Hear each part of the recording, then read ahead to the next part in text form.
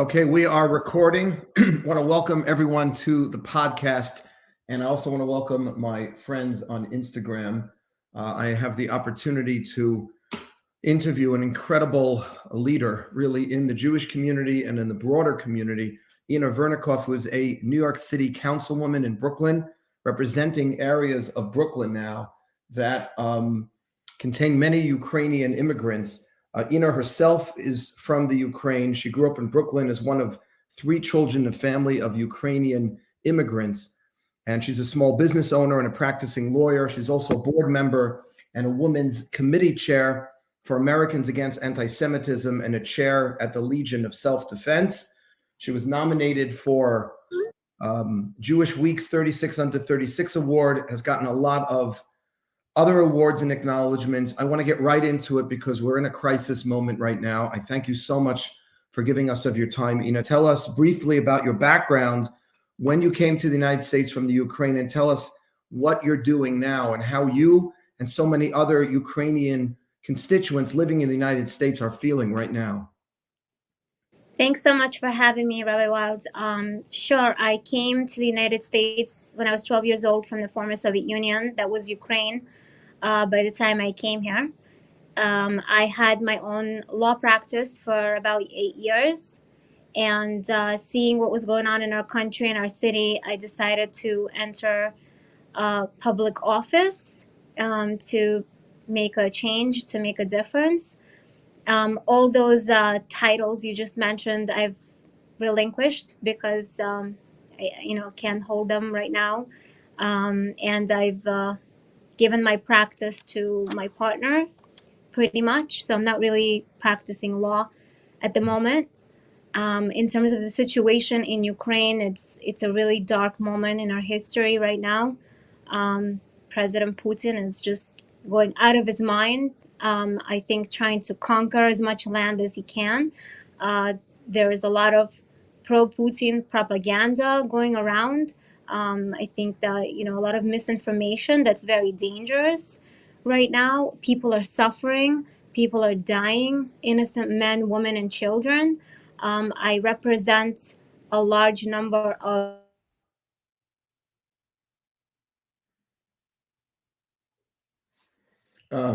Just stand by, everyone. We just got cut off. I think Inna's internet service is not so strong. Just give her a minute. Thank you.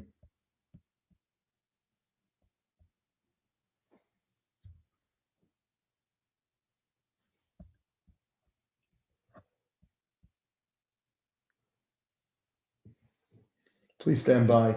Actually, in the meantime, we're continuing to record. So I will just say that Inna has actually been a participant at MGE for many years. She sat also on a panel on anti-Semitism a couple of years ago, and she's going through a very, very difficult time as she was just trying to explain herself, being from Ukraine and also listening to a lot of the propaganda that's coming out of Russia right now, trying to sort of justify what Putin is doing in the Ukraine. And she's handling a lot of families living in Brooklyn that are Ukrainian, her own included, that are trying to help their relatives and other Jews and non-Jews in the Ukraine deal with this real crisis in the situation over there. We're just trying to get her back on. Just please stand by for a minute.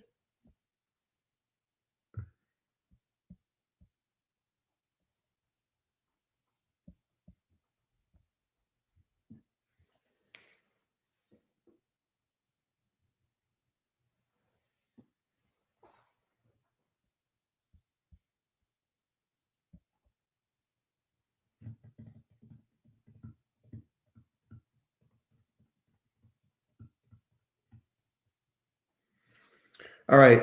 I wasn't going to put the whole interview on Instagram Live anyway, so this will be a little of a tease. Oh, wait, she's coming back. Okay, there we go.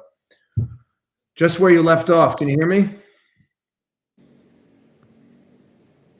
Inna, can you hear me? Can you hear me? Yeah, I hear you fine.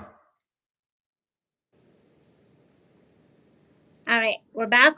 Yeah, we're back. Go for it. Just continue where you left off, like nothing happened. You were just saying about your family and you were saying about some of the propaganda that's coming out to justify what Putin is doing in the Ukraine. Yeah, so there are a lot of Ukrainians who are suffering right now. They're hiding out in shelters. We've had constituents and people outside of my district reach out to me asking for help, asking if there's anything the Department of State and our government is doing to get people out. People are really scared. There are people in Kiev and territories that are being bombed right now who are literally scared to go outside. They were encouraged by our government to basically try to come as close as possible to the nearest border where they can get out of afterwards. There are some efforts to get them out, but nothing right now from areas like Kiev and Lvov, where they're really being bombed.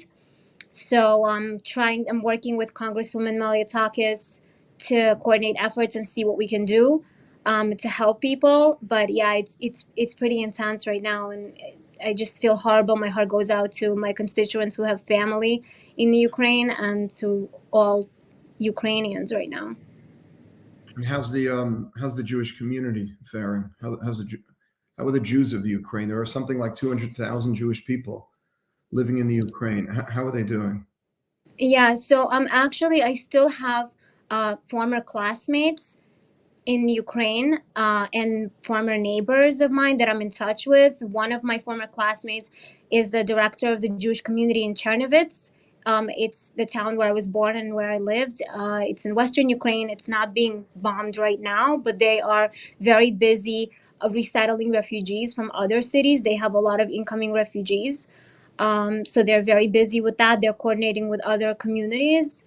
And right now there is an effort by Rabbi Bleich, who is the chief rabbi of Ukraine, to get people out of Moldova. I just got information today that there was a charter plane from Moldova to Israel. I'm getting more information literally just as we speak, trying to see if there's an effort to somehow get people to Moldova so they can go to Israel. But like I said, a lot of them are afraid, and especially if they're men, they could easily get drafted. So if they come with their family, with their wives and children, if they're males, they will get drafted. So are they being advised to stay, just to sort of to stay the course, or actually to leave and to come to Israel? I mean, I think that's kind of up to them. I think the options are there for them, and I'm communicating with some of my constituents who have family members in Kiev and other cities. But I mean, it's really a risk that they would have to take at this point. Are you tell me, are you satisfied with what the United States is doing? I think the United States is looking incredibly weak on the world stage right now. I think we have a very weak president who could have done something to prevent this. I think that if sanctions were implemented a long time ago, I believe this situation could have been prevented altogether. I don't think Putin would have attacked, knowing we have a stronger president and stronger leadership. We have a very poor economy right now, political division, inflation in the country. I think he sees that. He feels the weakness of President Biden, and I think he felt comfortable enough to do this. I think had we had stronger leadership at the helm, I don't think that Putin would have went ahead with this. And let me ask you a question. I read an opinion piece by Michael Oren, who I have a great deal of respect for, and he was talking about Israel's stance, because Israel, of course, has sent humanitarian aid to the Ukraine, but has not forcefully condemned Putin. Now, he's arguing that he's got to think about the 800,000 Jews. Rabbi Wild, I'm having a hard time hearing you. Oh, should I speak louder? Can you hear me now? We can try. Oh, God, I will speak louder. Okay, maybe scream. I'm going to yell. He was saying that because there are so many Jews in Russia, about 800,000 Jews in Russia, and another 200,000 Jews in the Ukraine, that Israel has to be careful about being too vocal against Putin, right? On the other hand, what Putin is doing is a crime against humanity. So how could Israel remain quiet? What do you say? What should Israel, in your opinion, be doing? they're obviously sending humanitarian aid, but what should they be doing politically? I think Israel has always been at the forefront of humanitarian aid to worldwide, and obviously, of course, they're at the forefront again with sending aid. I mean, I think that in terms of politics, I think that's up to Israel. I know that they're really in a tough spot because I think they're one of the only countries that has a great relationship with both Russia and Ukraine, and I do think they have to be careful because they do have a large community of Jews who are living in Russia, and I think they're living in Russia pretty comfortably right now. And I have to say that the Jews who live in Ukraine have been living pretty in a pretty safe environment. They have synagogues. It's a really big change since the former Soviet Union. I know just by speaking to members of the Jewish community in Ukraine, they felt very comfortable. They are practicing their religion safely. They're not being persecuted. They're not being discriminated against. Right now in Ukraine, it is actually a crime. Anti-Semitism is a crime. The country has criminalized anti-Semitism. So I think they've gone a really long way since the 1940s, which I think is wonderful. But I think they're in a tough spot right now in terms of how they do this politically. Yeah, and you think it could? Can you hear me? You hear me? Okay, we heard everything you said. It was perfect. I'll speak louder, but so you agree with Michael Oren? You agree with Michael Oren that it could be detrimental. It could be bad for the Jews of Russia or the Jews of Ukraine if they condemn Putin too much. You agree with that? I do. I think they have to be really careful about how they do this. I don't really mean to bring President Trump into this, but I think that he was a pretty good example of how to deal with tyrants like Russia. I know a lot of people criticize him for being too cozy with Putin or being, on his side. But I think that if you look at the facts, we didn't have a single war while Trump was in office. In 2014, we had the annexation of Crimea. That was under President Biden. Nothing happened while Trump was in office. And then the second that President Biden took office, we had Afghanistan. We had a disastrous pullout of Afghanistan. And now we have something that could become World War III. And the way that Trump dealt with people like President Putin or North Korea was very interesting because he was friendly with him, but at the same time, he was implementing tough sanctions against Russia. So I think he had a way to deal with these tyrants that might have looked like it was too friendly, but it prevented us from being part of a worse situation. And tell us a little about the current president, Zelensky, Vladimir Zelensky, his family, his history. It's really a fascinating thing. What do you think of his response to this crisis so far, the president of the Ukraine? I think that world leaders should look up to President Zelensky. I think his response is absolutely incredible. The guy just put on a military uniform and is ready to fight. I know he was offered a way to escape to safety. He declined. Somebody who will not leave a sinking ship. So I think he deserves so much credit. I think he's a hero right now, and we should really, look at him as an example of what leadership looks like. And do you think because of his Jewish descent, is it true his father is Jewish, his mother's not, but his father is Jewish, and he had like a grandfather who was fighting against the Nazis? I'm seeing all this stuff coming out. Is all of that true? I'm reading a lot of different information. I'm hearing that his mother is actually Jewish. So, I don't know.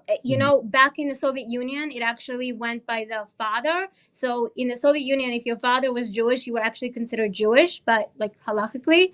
I know that in America, obviously, according to halakha, it goes by the mother. I don't know. He obviously is very connected to Judaism. I know he's visited Chabad houses, synagogues. He went to the Western Wall to pray. I know he's in touch with a lot of rabbis in Ukraine right now. And look, I'm sure his Jewish roots have something to do with his leadership. That's wonderful. So we do have a Jewish friendly, if not a Jewish president there, because people are nervous that when things go wrong in that part of the world, the first people that are going to get blamed and get, God forbid, kicked around are going to be the Jews. So at least we seem to have that light in this. Tell us how we can. I know you have to go. I know you don't have a lot of time, but tell us the humanitarian crisis, what we can do. And also, if you can, just what needs to happen politically that also we can do? What needs to happen politically to stop Putin and or to force him to the negotiating table so that the armed struggle can desist? Sure. So first of all, there are a lot of efforts right now to send money to Ukraine. On my website, we've actually, on my Facebook page and on my all over my social media, we've posted links where people can donate. That would be for medical supplies, for arms. I mean, as you know, right now there are a lot of people literally coming out to the streets, and they've been encouraged to do this by the president, and just using Molotov cocktails. They're making them and they're using them for self-defense because they don't have weapons. The president is literally giving out weapons to anybody that is willing to take them up to defend themselves. I mean, people are literally just regular civilians are coming out of their homes and doing everything they can to just defend their homes, their houses. So if people want to send money, I think that's a good way that we as just regular citizens can help. Look, in terms of what should be done, I think they're starting to do something. They're freezing the assets of bank assets. They're implementing sanctions. Like I said, I wish it would have been done sooner. I think that we should send weapons. I think that in terms of money, we should supply them with whatever they need to fight this war. And I think other countries should join, and you see the world responding. You see the world kind of BDSing them, if you will. So that's really good to see, freezing out their assets, closing out their capabilities to send money, dealing with the banks. And I think it's a good response that we see from the world right now. I think Putin did not expect such a response from Ukrainians. I think he genuinely thought that, some people will feel that, Ukraine is a part of Russia and we want to be under a different government, but they don't. They don't want a puppet government installed. They want democracy. They want freedom. They want to be independent. They love their home. They love their country. And they're obviously willing to do everything they can to defend themselves. Okay, so you're suggesting we donate money. And by the way, I just want everyone who's listening to this on Instagram and on Facebook and my podcast, the Wildscast, we also posted something. The UJA has taken up a collection and working with thousands of volunteers in the Ukraine. So we're collecting money for them as well. But in terms of what should we push the United States government to do, freezing assets, sanctions on Putin, tell us, what is Putin's end goal? What is he looking to do ultimately? If he has his way, he'll end up with what? I mean, I don't mean next week or next month. I mean in 2 years from now.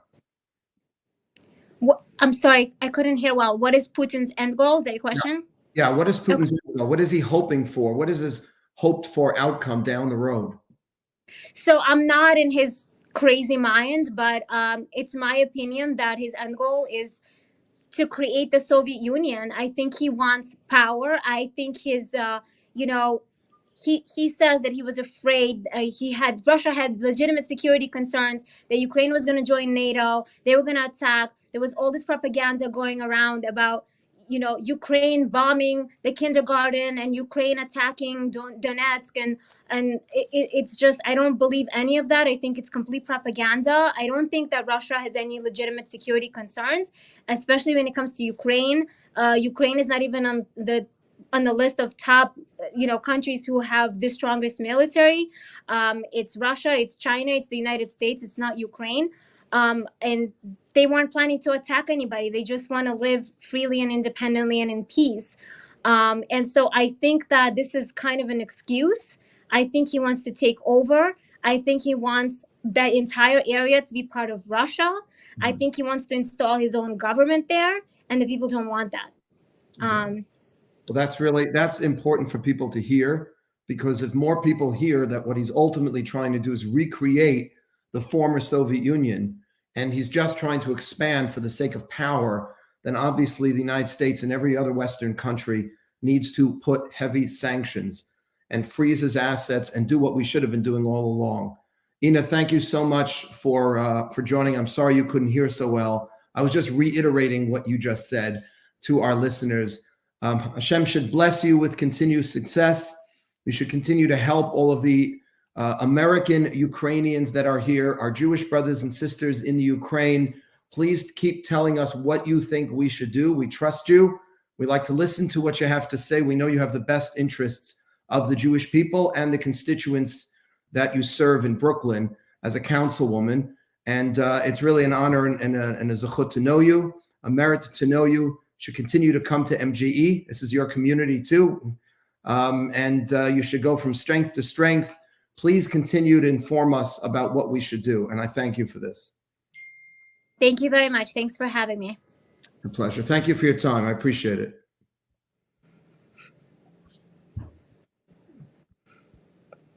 All right, we're off the record.